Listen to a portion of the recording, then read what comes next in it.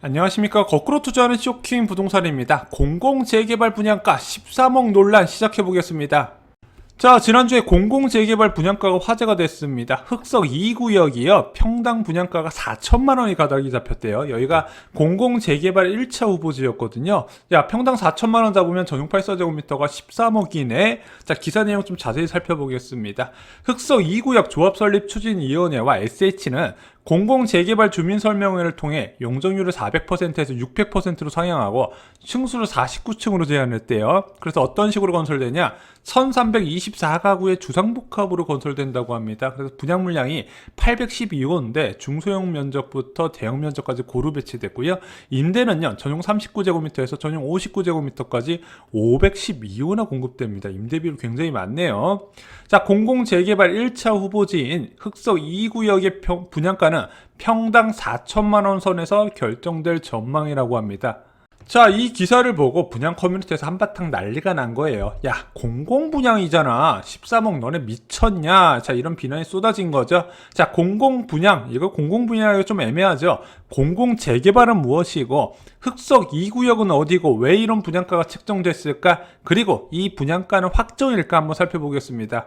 자, 먼저 공공재개발부터 정리를 드리겠습니다. 작년 5월 6일 날 수도권 주택공급 기반 강화 방안이 마련됐는데 여기에 공공재개발이라는 개념이 처음으로 도입됩니다. 원래 재개발이요, 기반시설이 열악한 곳의 주거환경 개선 사업이잖아요. 한마디로 공익적 목적으로 주거환경을 개선시키는 사업인데 솔직히 그동안 공공이 참여를 거의 안 했어요. 그냥 선만 그어주고 조합원들이 알아서 해라 이런 방식이었는데 이 공공재개발은 처음으로 공공이 깊숙하게 개입하면서 아무래도 최종 사업의 책임까지 끌고 가는 방식이다. 게다가 이런 재개발을 통해서 항상 소외받았던 자금 능력이 부족한 집주인들이나 세입자들까지 포함해서 공공성을 향상시킨 재개발 사업이었습니다. 게다가 신속한 사업과 그리고 규제 완화를 통한 사업성 제고가 이 부분의 핵심이었거든요. 자, 공공재개발을 정부가 도입한 목적은 무엇일까요? 먼저 정비구역에서 해지됐지만 사업 추진 의지가 강한 구역이 굉장히 많이 있었고요. 정비사업을 진행했지만 제도상 한계 때문에 사업 추진이 잘 안 되는 지역도 있었단 말입니다. 자, 그 당시에 김영미 국토부 장관은 해제된 구역도 다시 재개발할 수 있고 임대주택을 많이 지으면 규제도 풀어주겠다. 그래서 재개발 좀 많이 해서 서울 아파트 공급 부족 좀 없었으면 좋겠다. 그래서 이 공공재개발 카드를 꺼내 든 겁니다. 그래서 신축 주택 중 조합원 분양 물량을 제외하고 나머지 50%는 임대로 공급한 거예요. 그래서 조합원 분양 50%, 공공임대 20%, 공공지원임대 5%, 그리고 일반 분양 25%로 추가로 지어지는 물량의 절반은 임대, 전반은 분양으로 측정된 거죠. 이건 이사공급대책에서도 동일합니다. 그래서 이런 식으로 임대주택을 많이 지으면 분양가 상한제 제도를 면제시켜 주기로 한 거예요. 주택수 자체를 늘리기 위한 목적으로 만들어진 거죠. 자, 이 제도는요, 영세 집주인, 세입자, 임대주택 희망자를 모두 배려했지만 결과적으로 분양가가 싸지 않을 것이다 느낌적으로 알 수 있는 겁니다. 모두를 위한 공공성이 강화된 개발 계획의 필수 요소는 결국에는 높은 일반 분양 가격이 책정돼야 된다는 거죠. 그러면 여기서 추가로 흑석 2구역은 어디고 왜 이런 분양가가 책정됐는지, 그리고 이것이 과연 무주택자들이 분노할 만한 일인지 한번 종합적으로 살펴보겠습니다. 자, 먼저 흑석 2구역은 어디죠?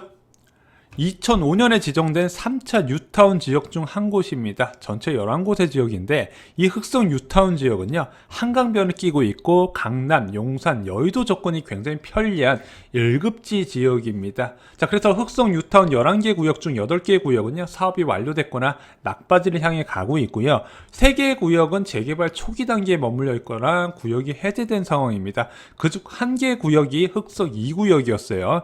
여기는 도시환경 정비 사업이라 해서 상업지역이나 공업지역 대상으로 토지의 효율적 이용을 위한 개발 사업을 추진 중에 있었는데 그 추진 중인 단계 중에서 초기 단계라고 할 수 있는 추진이 구성 단계에서 공공 재개발을 선택을 한 거죠.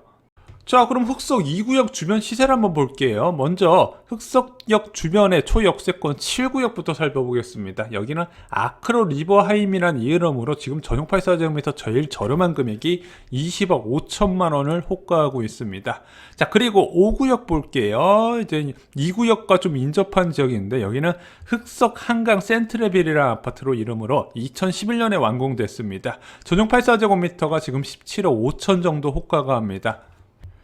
그래서 흑석역 주변으로 신축은 20억 정도 되고요. 이제 준신축 같은 경우는 17억대 중반까지 간다 이렇게 보시면 될 것 같아요.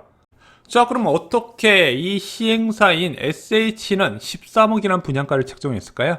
자, 지금 분양가 심사 방식은 세 가지가 있습니다. 민간특집 분양가 상한제, 가장 강력한 분양가 통제 수단이죠. 그리고 허구의 고분양가 사업장 심사 기준, 그 다음 센 것입니다. 그 다음에 일반 허구의 분양가 심사가 있습니다. 자, 그런데 이번에 공공재개발을 선택한 구역은요, 이 분양가 상한제 적용이 제외가 돼요. 그럼 분양가 적용이 제외되면은 허구의 고분양가 관리 가격 기준에 적용을 받게 된다는 거죠.